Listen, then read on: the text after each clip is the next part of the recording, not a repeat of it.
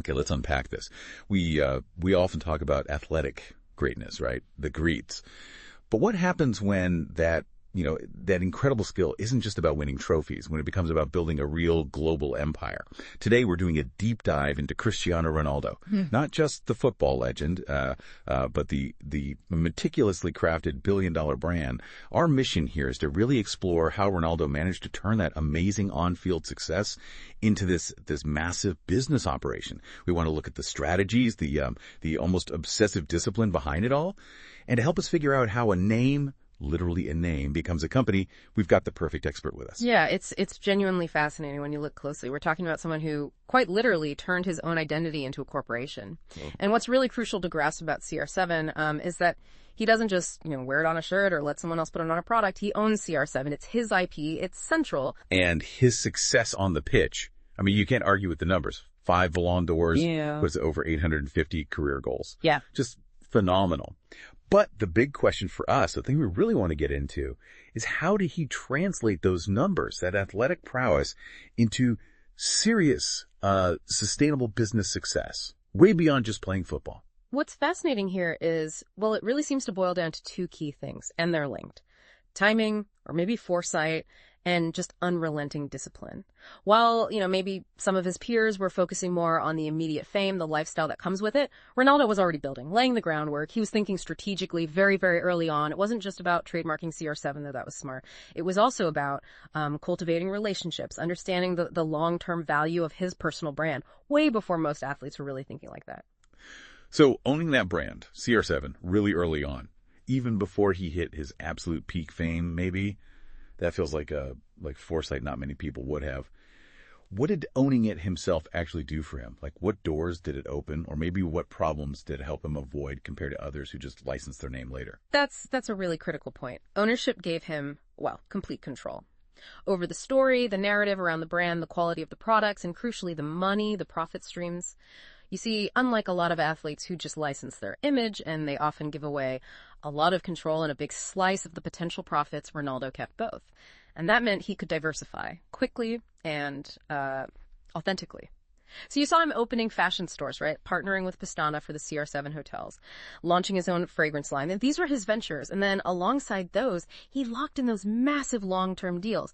Nike, Herbalife, Clear Shampoo, global giants. Its whole system, controlled, leveraging his image effectively. And that control, that system, it clearly paid off. Yeah. Because the amount of money he makes off the pitch is just, it's staggering. How much are we really talking about here? Just in 2023, I think the number was over $100 million, right? Yeah. Just from off-pitch stuff, brand deals, image rights, social media. Yep, over $100 million, more than his playing salary that year, significantly more. And that right there, that's the power of influence. Made tangible, made financial. You remember that viral moment, the Coca-Cola thing at the press conference? Oh, yeah, vividly. He just kind of slid the bottles aside, held up water. Didn't say much, but it was loud. Went everywhere instantly. Exactly. And the result of that one, small gesture. Coca-Cola's market cap dropped by an estimated, $4 billion overnight? $4 billion. Wiped off their value because of that one move. Yeah. That's not just being famous. That's the quantifiable power of influence of a carefully built personal brand. It's incredible power. But, doesn't that also show how volatile it can be, having so much financial sway tied to one person's actions, even if they're seen positively like that one? Yeah. Is there a risk there? Oh, absolutely. There's always risk. The bigger the influence, the more intense the scrutiny, and the potential for negative impact if something goes wrong is amplified. Which actually brings us back to why his disciplined approach, his image management, is so incredibly important. It mitigates that risk. Okay, so linking those ideas for, let's say, a young athlete listening right now, or really anyone trying to build a personal brand, a legacy in whatever field they're in, what's the single biggest lesson you take from Ronaldo's business journey, especially about managing that kind of influence, that power? I think the core advice, the takeaway, is pretty clear. Build your image proactively. Define your brand before the world, or, potential mistakes. Define it for you. And a huge part of that is consistency. Staying clean, as you might say. Look at his lifestyle choices. Doesn't smoke, doesn't drink alcohol, reportedly sleeps incredibly well, focuses on recovery. These aren't just personal health choices. If we connect this to the bigger picture, his discipline isn't only physical, it's a strategic brand asset. Seriously. That commitment signals reliability, professionalism. It makes him a low-risk bet for huge brands. They know, or at least they feel confident, there won't be scandals messing up their campaigns. That's a really interesting angle discipline as a strategic asset. But couldn't someone argue maybe that for certain brands, a bit of an edge, a rebel image, even a little controversy can also be an asset? Is Ronaldo's super clean approach the only way, or is it just specific to the kinds of deals he wants? That's a fair question. And yeah, you're right. Different brand archetypes definitely work. The rebel, the innovator, whatever.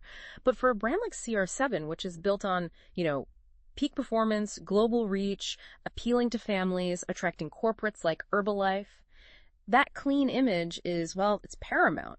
His choice aligns perfectly with being seen as this elite athlete, totally focused, operating at the absolute highest level without distractions.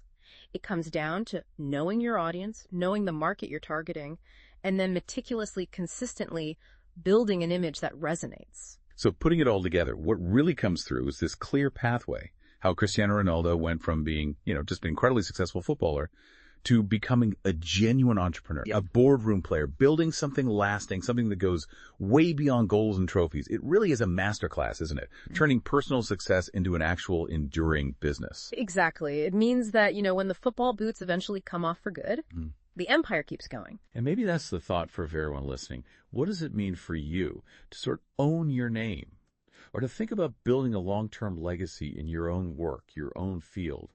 Applying those ideas of discipline, timing, strategy, aligning your actions with your goals, definitely something powerful to think about.